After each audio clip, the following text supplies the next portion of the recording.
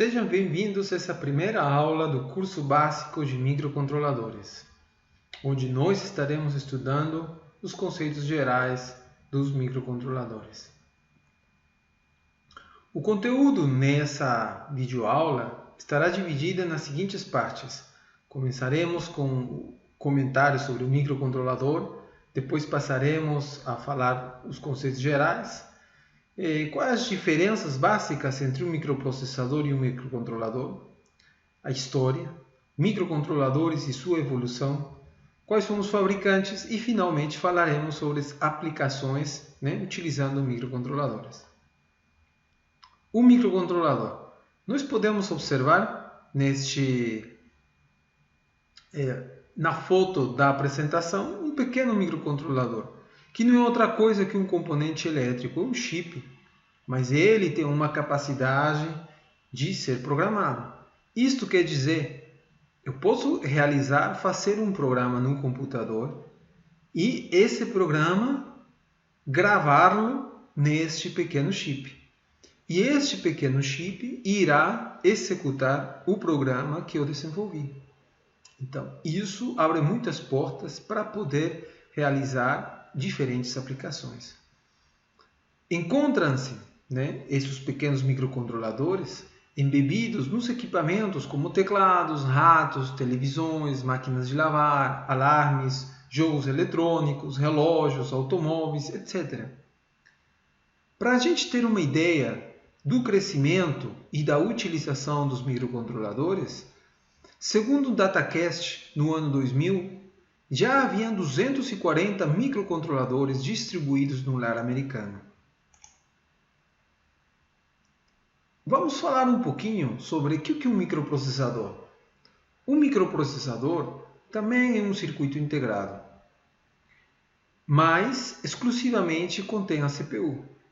Eles são orientados para processamentos complexos de alto custo. Neste pequeno CI, não estão incluídas as memórias RAM, ROM, portas de entrada e saída. Já o microcontrolador tem embebido dentro dele a CPU, a memória, portas de entrada e saída, assim como temporizadores, tudo num único CI. Barato, e existem várias ferramentas para trabalhar com estes. Então, nós podemos dizer que um microcontrolador é basicamente uma PC no chip. Microcontrolador dedicado ao embarcado. Isso pode ser utilizado para muitas aplicações. Aqui nós vemos um pequeno gráfico onde podemos observar como um sistema utilizando um microprocessador.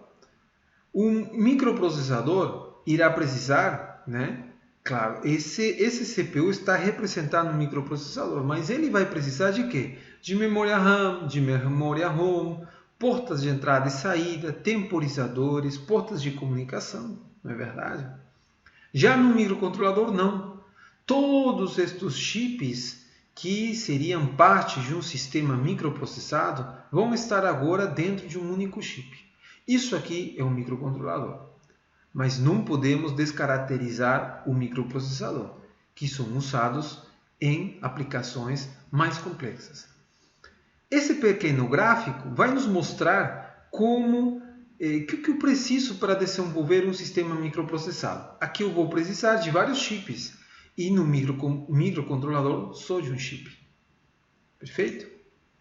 Aqui nós vamos observar uma figura por dentro do microcontrolador, onde nós temos o quê? Temos a CPU, temos a memória do programa, temos a memória RAM, memória EEPROM, portas de entradas e saídas e vários outros periféricos.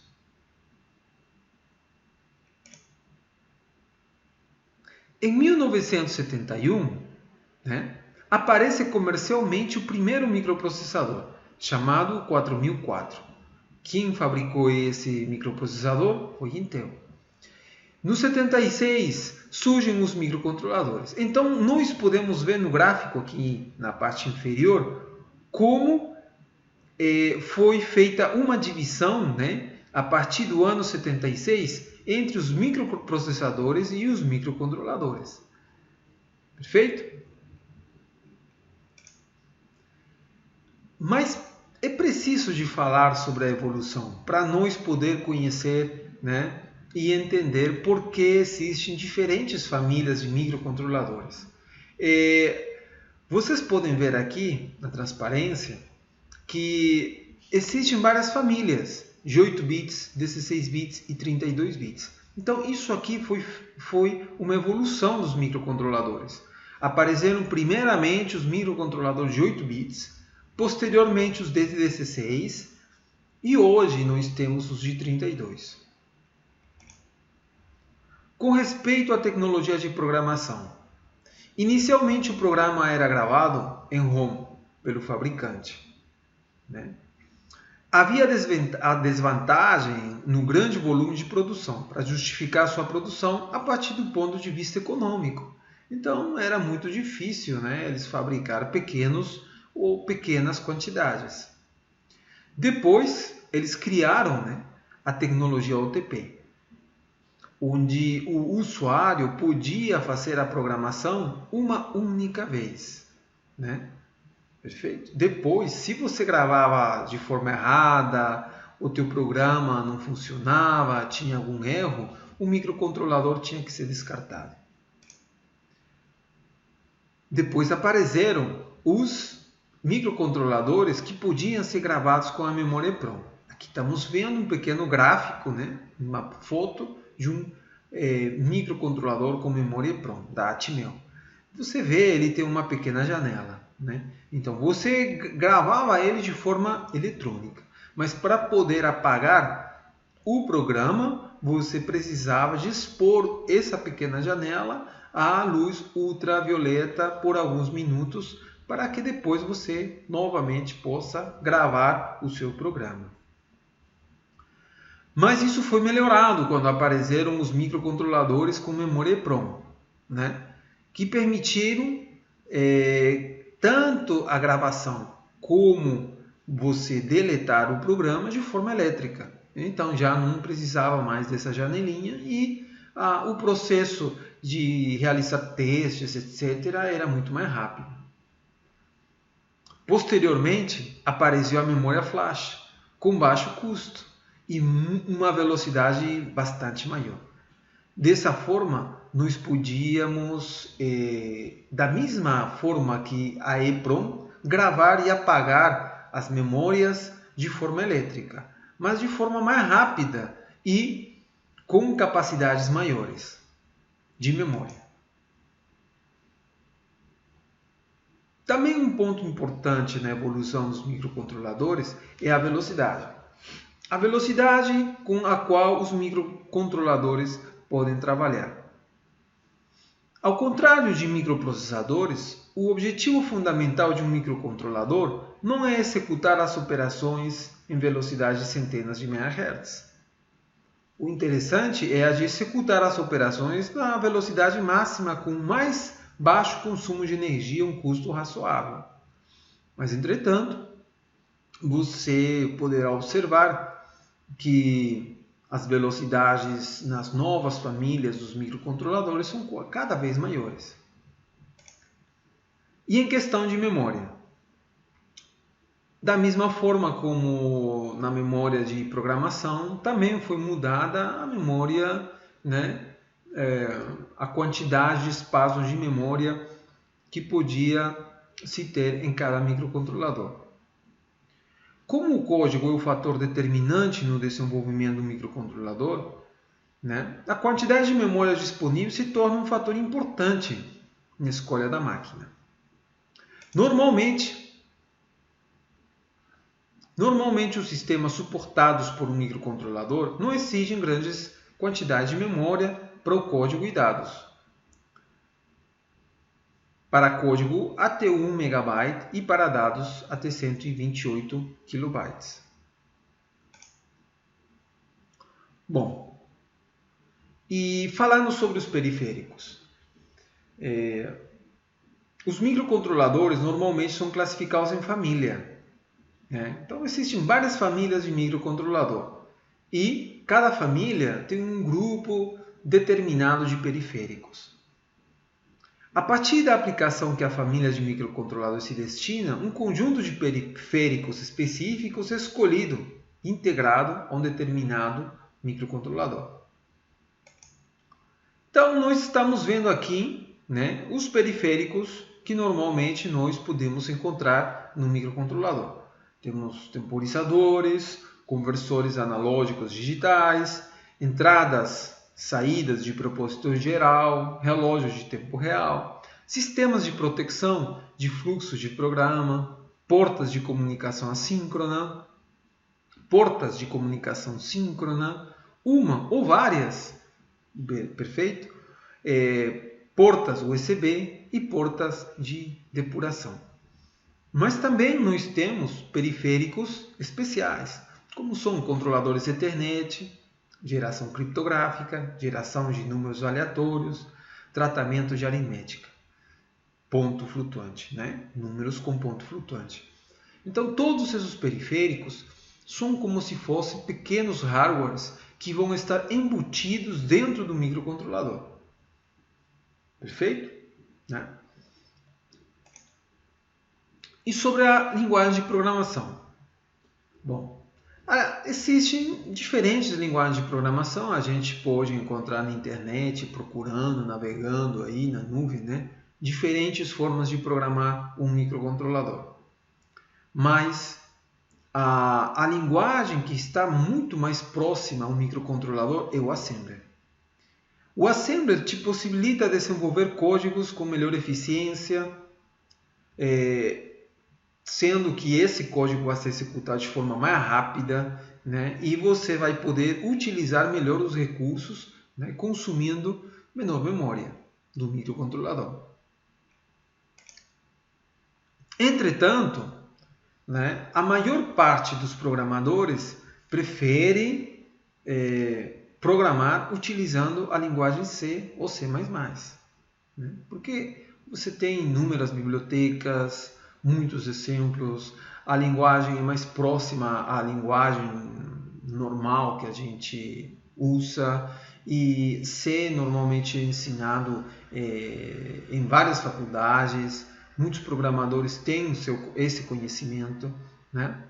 Mas existe a forma como você misturar a linguagem C e a linguagem Assembler, tentando tornar o teu código, né, mais ótimo e mais eficiente.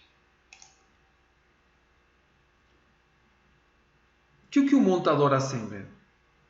Este é o programa que transforma o código escrito na linguagem Assembler em linguagem de máquina, né? Então, ele vai transformar a linguagem Assembler num arquivo, normalmente com extensão .exe, que vai ser gravada diretamente na memória do programa do microcontrolador, né? Então, os compiladores de várias linguagens de alto nível fazem a compilação dos programas em duas etapas. Primeiro, transformam o código, né, da linguagem usada em código Assembler. E em seguida, geram o código binário, né, com a ajuda de um montador Assembler, como foi explicado. E esse código binário vai ser gravado, né, no microcontrolador, utilizando, claro, um gravador para isto. O que nos espera o futuro?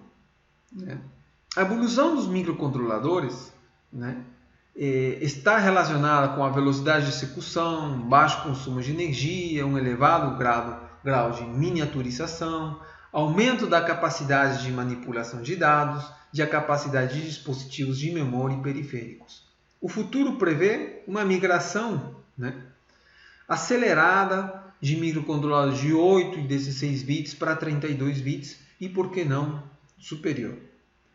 Assim como também novos periféricos. Por que não embutir um periférico Bluetooth, um periférico Wi-Fi no microcontrolador? Acredito eu que isso não é uma realidade, né, ou não é uma fantasia. Acredito que nos próximos anos poderemos ver microcontroladores que tenham, né, periféricos embutidos como os que eu mencionei e mais sofisticados ainda. Bom, os fabricantes de microcontroladores são muitos, é um mercado bastante extenso, como nós podemos ver. Isso em função das suas aplicações. Os principais foram citados aqui: a Freescale, Intel, Atmel, Microchip, Hitachi, Philips, Texas Instruments, Holtec, NEC, Silog, National Semiconductor e algumas outras. A Freescale, por exemplo, tem famílias de microcontroladores de 8 bits e de 16 bits. E dentro desses grupos temos outras subdivisões de famílias. Perfeito?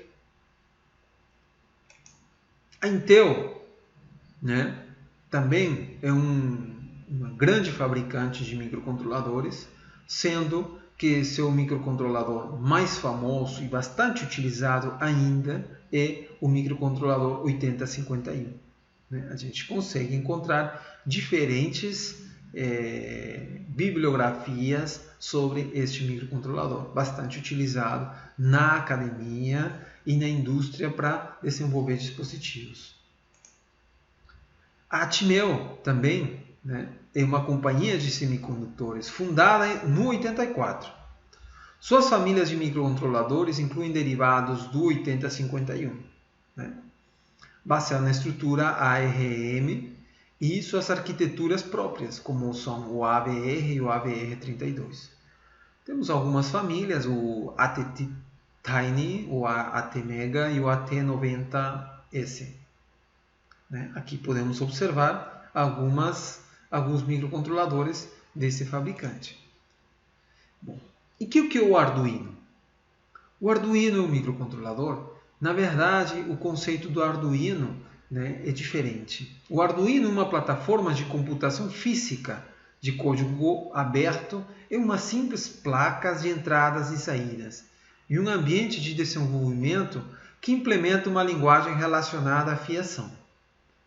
O Arduino pode ser usado para desenvolver objetos ou produtos interativos, ou pode ser conectado a um software em seu computador.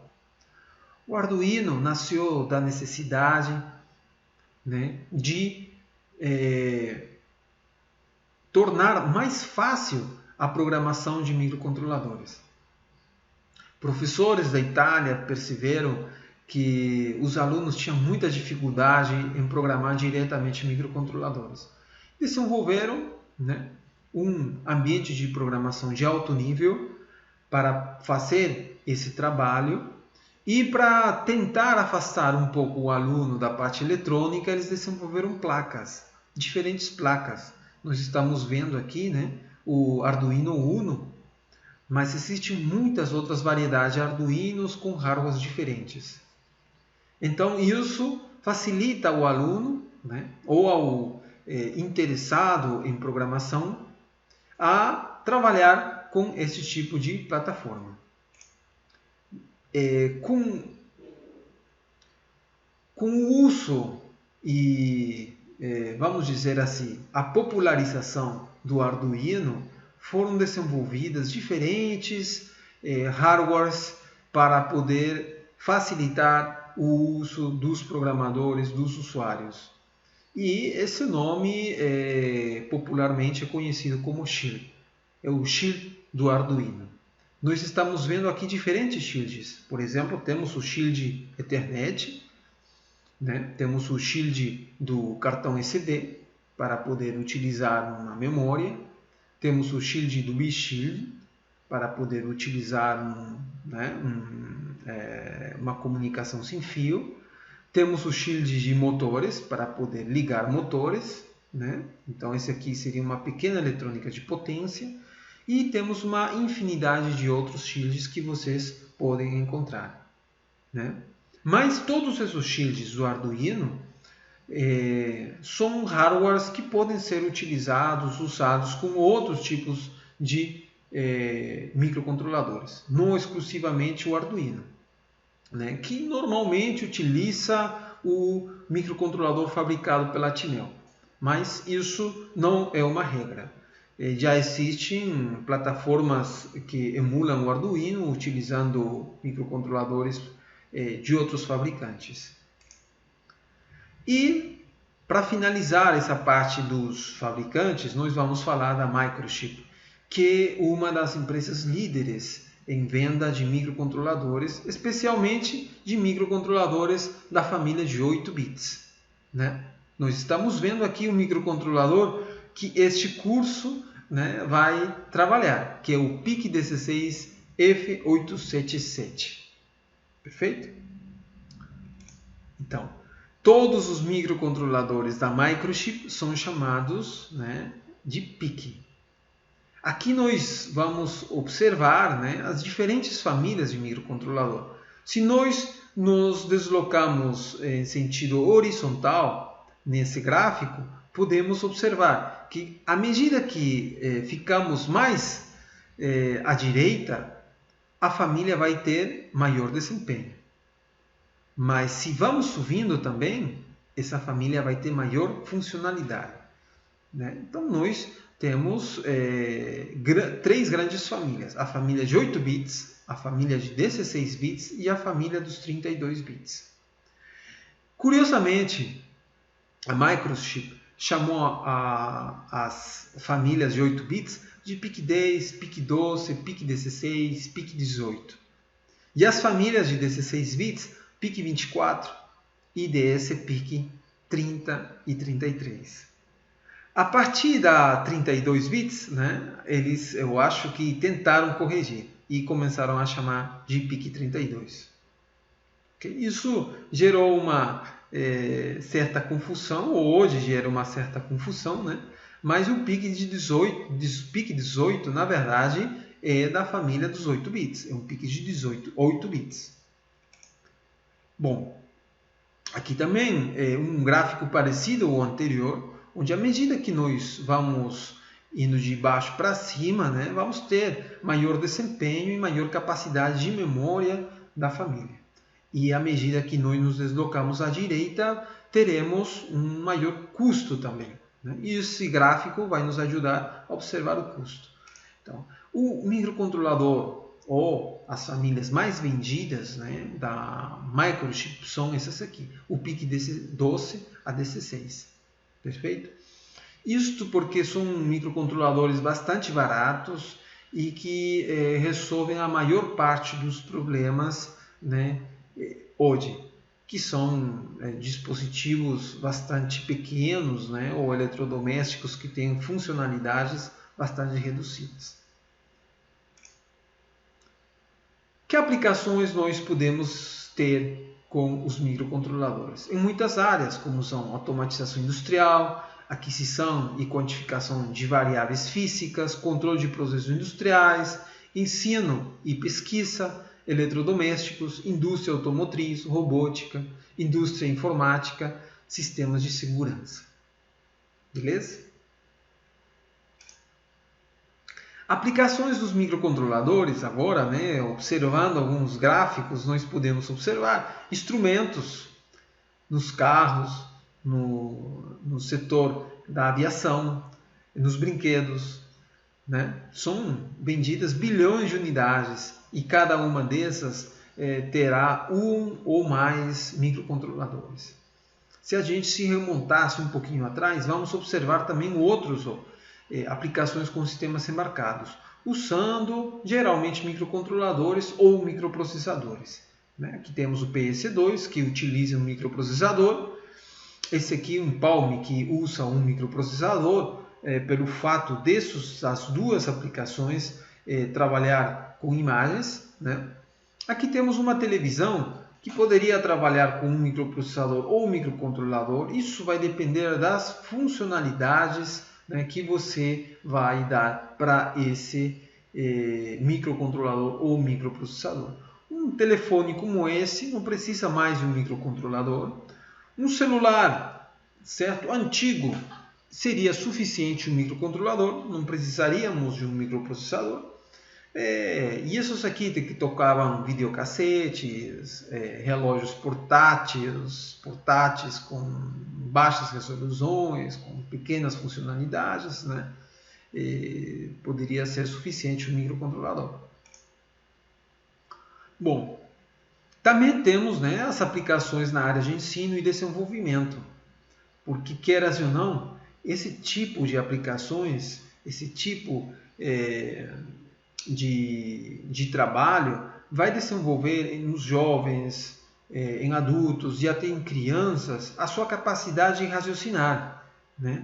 Não com o objetivo de fazer dele um experto em programação de microcontroladores, mas com o objetivo de desenvolver a capacidade de raciocínio, né? Então, ele também tem uma área bastante interessante, né, desenvolvida no ensino e desenvolvimento. Em soluções automotrizes, hoje em dia os carros têm diferentes funcionalidades e não é suficiente um microcontrolador. Os carros modernos provavelmente vão ter uma rede de microcontroladores. Controle de motores, na área de medicina, nos eletrodomésticos.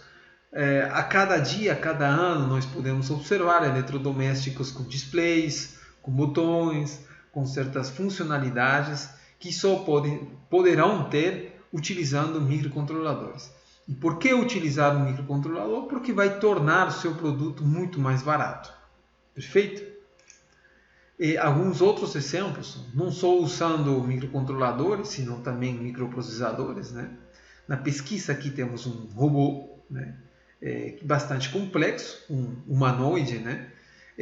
Nos carros, estamos vendo aqui um instrumento que servia, um MP3, né? Que servia para tocar som, que hoje já não é nada utilizado, uma máquina de lavar, no transporte, né? Na sinalização em vias públicas.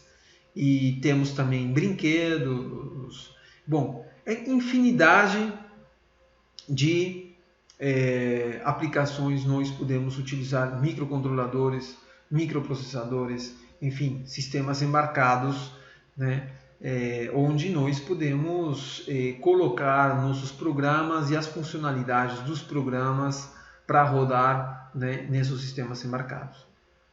Perfeito? Então, eu agradeço mais uma vez pela sua atenção prestada e a gente se vê na próxima aula, onde nós falaremos já especificamente das características do PIC 16F877, que será o PIC tratado neste curso básico de microcontroladores.